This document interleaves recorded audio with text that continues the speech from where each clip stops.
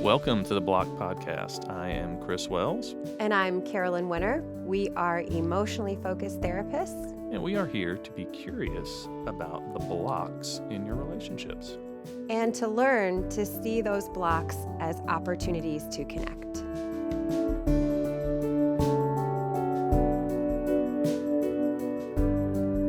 Welcome. Welcome back to Blocked. We're back again. We're back again. Yeah. We just left you guys last time talking about understanding emotions, and there's one that kind of comes up a lot in session, and that I think a lot of times gets misunderstood a lot. It has a bad reputation. A very bad reputation. Yeah. Right. So it makes it hard to embrace this emotion. Yes. As adaptive or good or Right. helpful in connection, right? Yes. It seems like such an obvious block to connection. Yeah. Anger. That's the emotion. Yeah. Anger as a block, but actually an opportunity to connect. That sounds so hard, that anger would be an opportunity to connect. Isn't that interesting? Like anger as a block makes so much sense, right? Yeah. And you hear it all the time, like, I won't speak to you when you're angry, or your anger scares me. Yeah.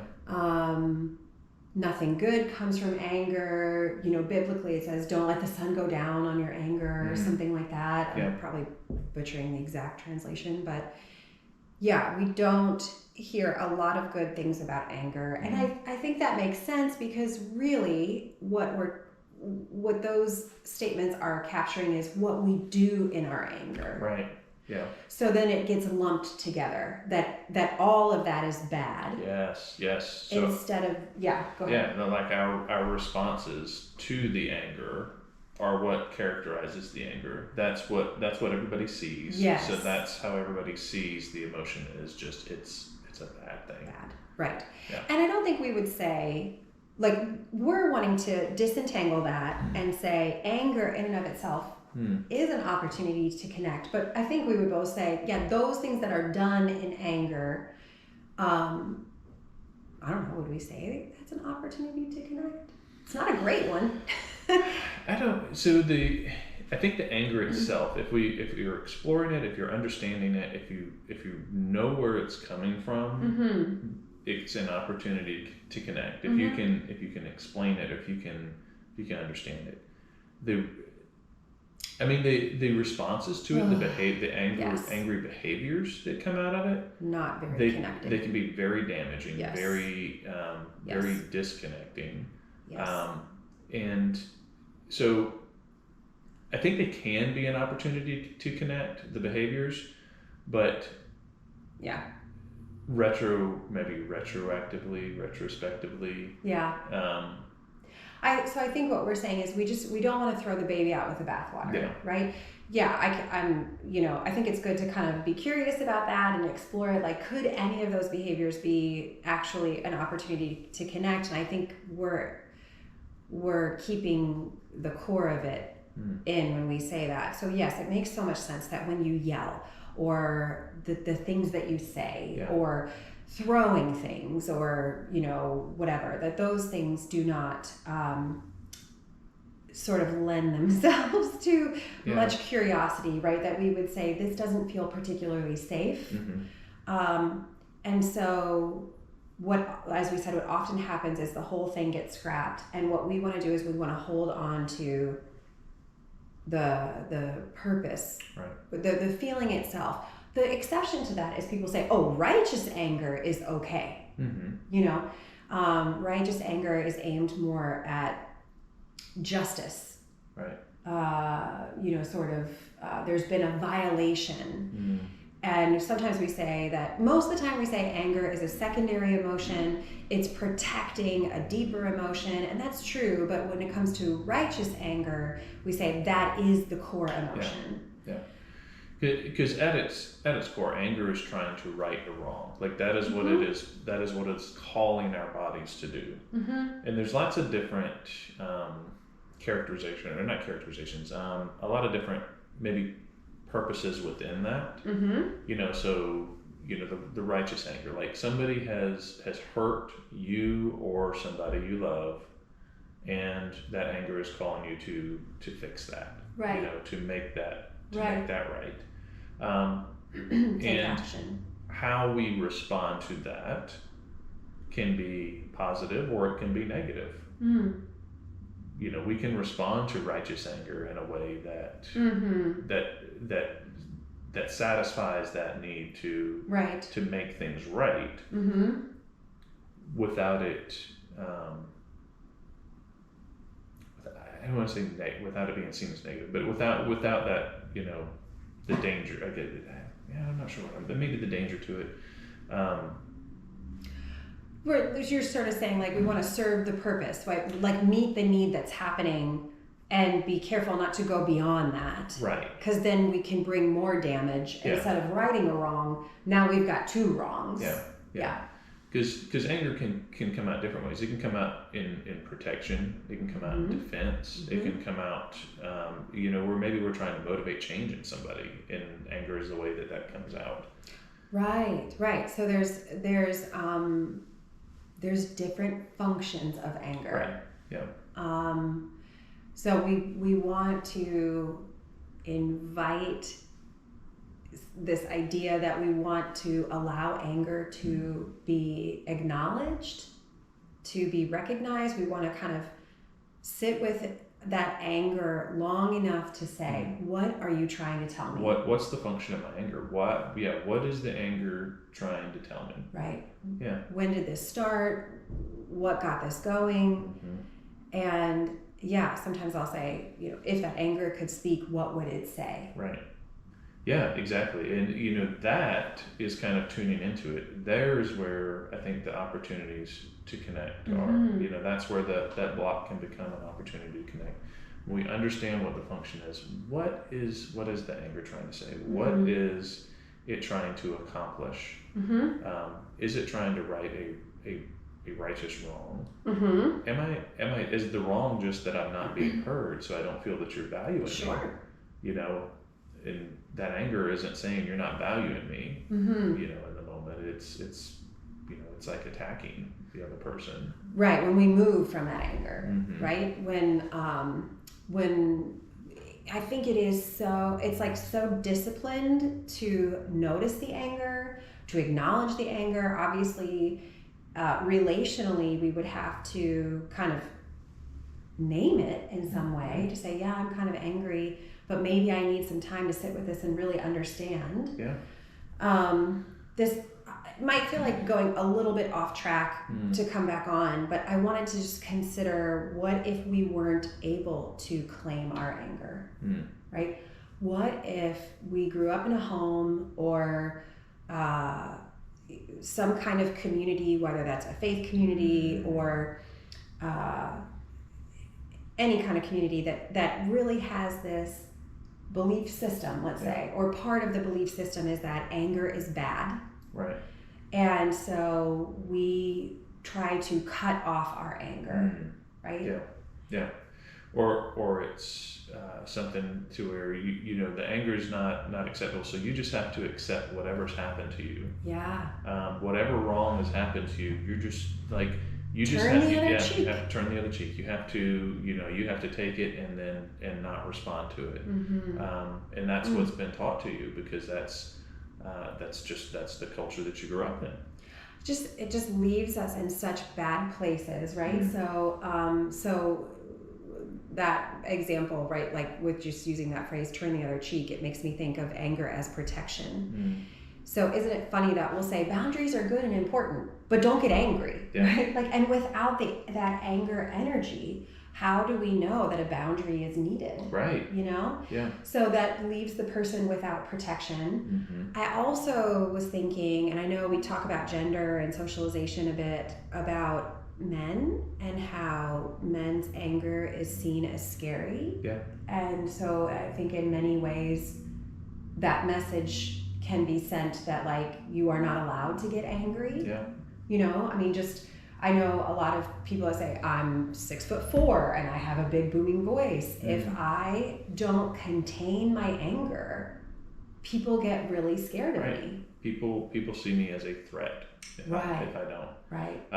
And I'm not a black man, as you can obviously see by my skin tone. Right. But I have heard from a number of African American friends and people that I know that there's a very similar to that. Like I can't get mad because then I'm going to be seen as as a threat, as a danger. Yeah. And suppressing anger ends up being like a survival thing for some people. Like this is how I have to survive, because if I'm seen as a threat, then bad things are going to happen to me or the people that I care about. Yes. Yes. But then we end up maybe pushing that anger away. Right. But what do we do with that? Because that the anger is serving a very good purpose. Right. It's trying to tell us some very important things. Mm-hmm. But maybe on one extreme, like we put anger out there and it's seen as dangerous and a threat. On the other hand, we suppress it because then it doesn't get a voice. And then what happens to that inside? When we don't allow the anger to have a voice. Right. Even if it doesn't come out as angry and aggressive and really big. Right. If it never gets a voice, where does that leave you? That's what I was thinking. What happens when you said what happens inside? If I can't express my anger, I'm sure it's going to show up in all kinds of other ways inside. It's going to impact your organs. It's going to lead to probably physical health problems, high blood pressure, maybe high cholesterol. We might take on some other like coping behaviors, right? If I have to suppress, if I have to stuff, I might need to pour some alcohol on top of those suppressed emotions to kind of dissipate them. Or sugar, or dissociate, or whatever. And then isn't that awful? Then I can imagine you'd be seen as gluttonous or lazy when you're really trying to... That's the only way I know how to cope with this, because I'm not able to express it. Right. And then sometimes, like I can see, like with alcohol, maybe I'm suppressing those things that are making me angry, but then the alcohol loosens those inhibitions, and then it comes out, and then all of a sudden, you're an angry drunk, because that's the only time that it gets to come out is when we've been inebriated. Right. And so there's so much blame that can come when really what we're saying is we're wanting to see anger as an opportunity to connect, is that there's a real need, there's a real issue underneath, and instead of labeling the person as an angry drunk or an angry person or whatever, or lazy, that we want to be curious about what is happening, what could put you in this place. So I think I wanted to kind of divert a little bit to say, if we can't access our anger, bad things can happen. It can leave us in a bad place, physiologically, emotionally. If there isn't the activating energy of anger, we could be just left in despair and depression. I think about polyvagal theory, which is going to sound super clinical, but I think, I don't know, people are learning about it, but it's they use the ladder image, that at the top of the ladder is when we're in ventral vagal, and that means that we're calm, we're able to be sociable, we're not in a survival mode. And then there's the parasympathetic activation, which we would see things like anger there, right? It's the fight and of like fight and flight, And then the rung beneath that is called dorsal vagal, and that's the shutdown, the frozen deer in headlights. And what was curious to me in the beginning of my work with couples is that we could presume that withdrawers tend to go more to the like dorsal vagal place, like the shutdown place. They go down, all the way down the ladder. Pursuers kind of hang out at that second rung of parasympathetic activation. And because it's a ladder, you can't go from full shutdown, dorsal vagal, depression, despair, all of that, and just skip over the middle rung and go back to ventral vagal. Yeah. You have to go through parasympathetic activation. You have to get back in touch with some of that anger or frustration, whatever you want to call it. But there is an activating energy that moves us back to the place we want to be. Yeah. And when I learned that, it gave me, it made me sad, because I think inadvertently I was expecting the people in my life or the couples that I was working with, like, okay, you just come out of this shutdown place. You come out and you go right back to being cool as a cucumber and ready to connect. If you can just stop being angry, we can talk. Right, or just go from shutdown to open, right, without going through the anger. And so I was setting people up to fail. Yeah. Right, and that, so right, what you're saying is it's a good and necessary step. And I think if we know that, right, if you are a withdrawer yourself who tends to drop to dorsal vagal, tends to shut down, then this is permission for you, right? Please embrace some of that activating energy of anger. Yeah. If you are a pursuer in a relationship in some way, shape, or form with a withdrawer who might go to dorsal vagal, hopefully this will help you embrace when they're coming out of that state and give some empathy or compassion, that, like, just to recognize that that is what's going to bring them back to you. Yeah. Right? That they have to have some of that energy to then get back to a place of connection. So bad things can happen. We can stay stuck in a shutdown if we can't embrace anger as a good thing. And then I think the other thing we were talking about when we were discussing this episode was, like, this idea that anger is actually quite relational. Because of what you said, right? Like, what is the anger? If the anger could speak, what is it trying to say? It might be saying, like, that didn't feel good. Something was missing. And we can be curious about what would I have wanted? Maybe it's just a preference. Right? That, you kind of turned away from me really quickly while I was talking. And, it just would have felt better to have you not be distracted in that way, right? It's not like a big slight against you as a person, but it is kind of saying, this is what would feel good to me. And if I can tune into myself and that feeling, and further tune into that message and share that message with you, therein lies an opportunity to connect. What is my anger telling me? If I can tune into that, then I can tell you. And then it's like, why haven't you done the dishes yet? Why haven't you gotten that done yet? What's going on? We can maybe slow it down and understand, like, why am I so angry about the dishes? Right. What is it that is driving that? What is it that's saying I've been wronged by this? Yeah. And then maybe we step it down a little bit. Right. And express what it is, where that anger is coming from, what the actual voice is to the anger, as opposed to the voice that comes out. Yeah. It's so interesting though, because when you did that, even in, like, acting that out, my chest went exactly. That's exactly what, and my breath got caught, and it was a good thing that you kept talking, because as you kept talking, but not from that place, right? I was like, oh, okay. So it really goes to show how, here we are saying, tune into that anger and hold it. But I think even that example that you did, we're going to react from our anger. We're just going to. The hope is that we can sort of catch and slow that reaction. Yeah.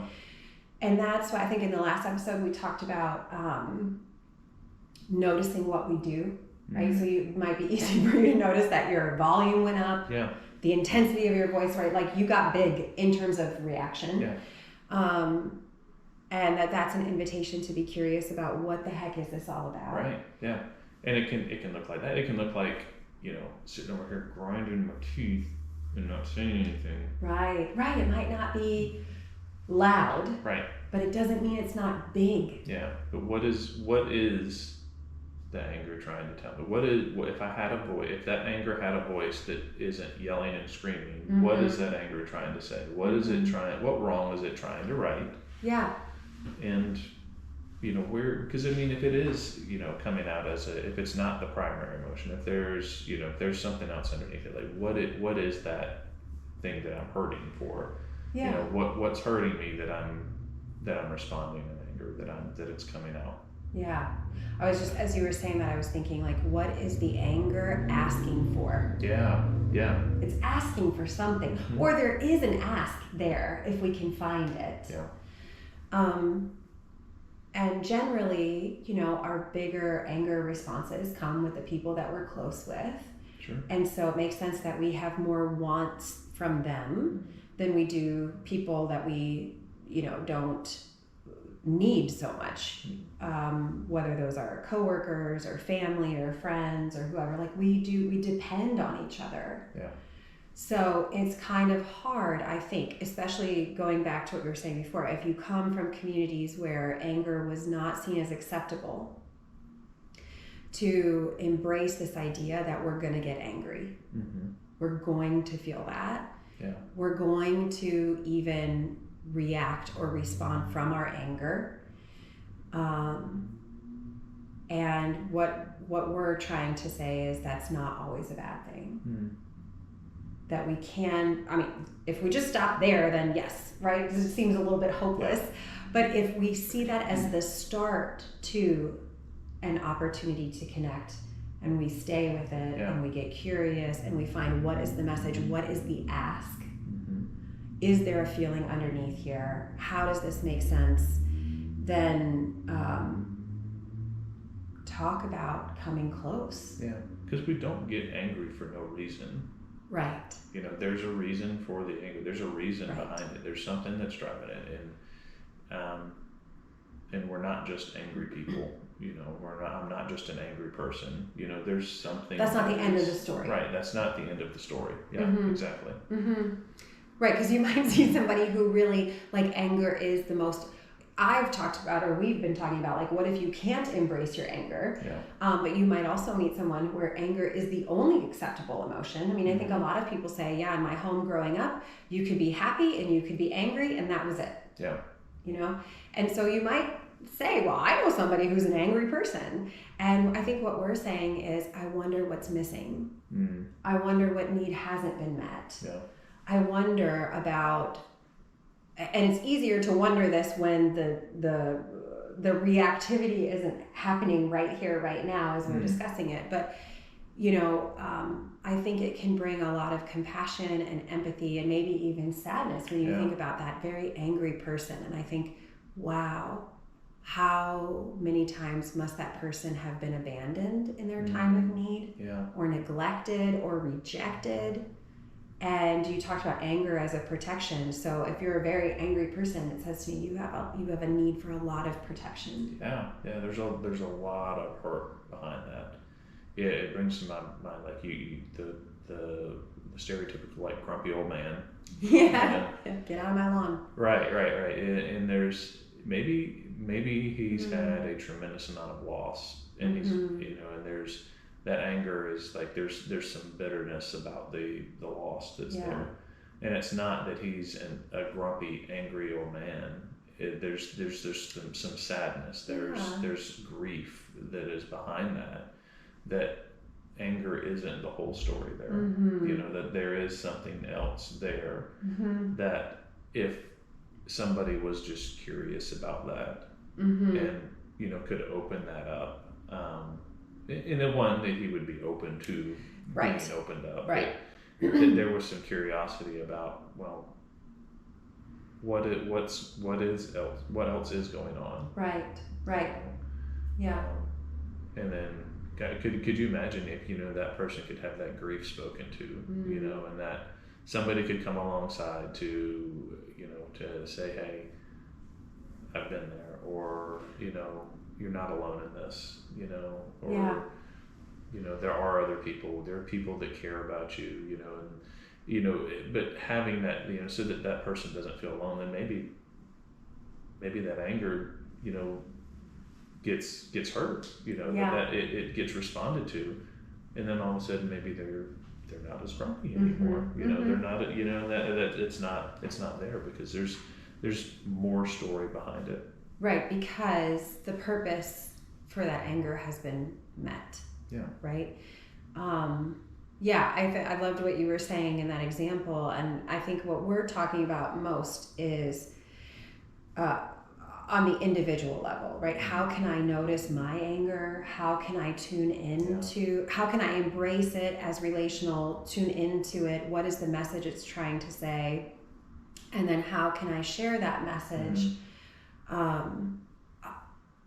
I think doing that work, right, going through that process would sort of settle someone. So I'm not going to be shouting at you, this is my need. Yeah. But because I think when we identify a need, it automatically puts us in a more vulnerable place, which is the best place for connection to occur, right? Yeah. It's like, sort of like the easiest for connection to occur. It's the hardest for us to get to.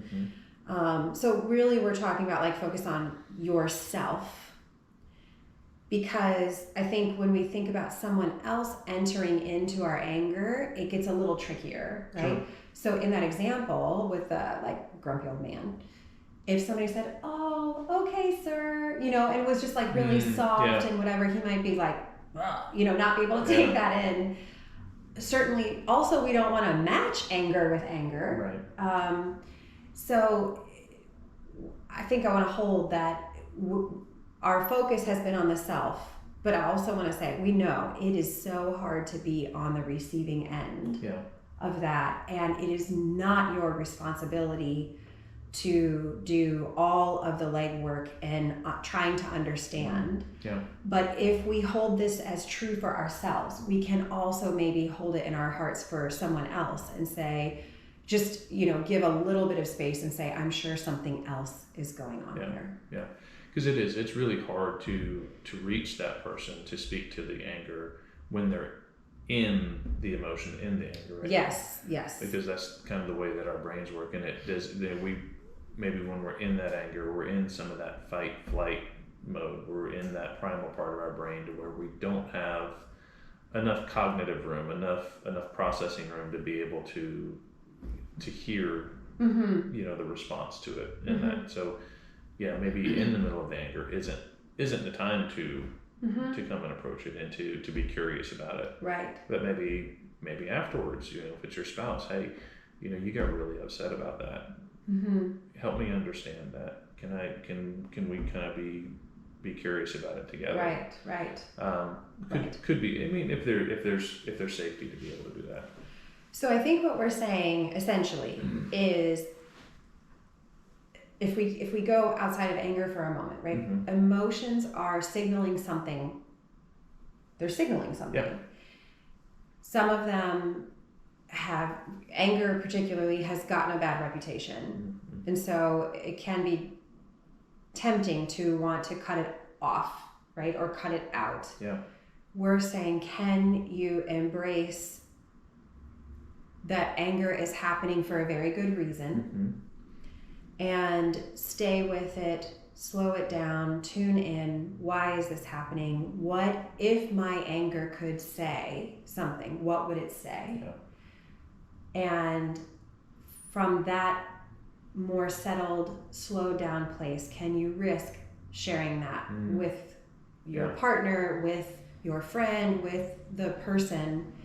And maybe if we rinse and repeat that process, we can begin to embrace anger as relational.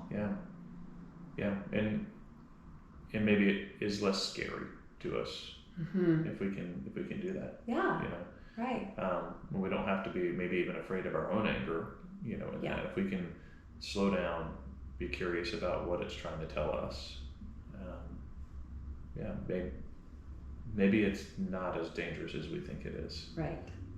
And we are, we can put some words to that to really try to get that need met, to whatever the message is that the anger is trying to get across. Yeah. So be curious about your anger. Be curious.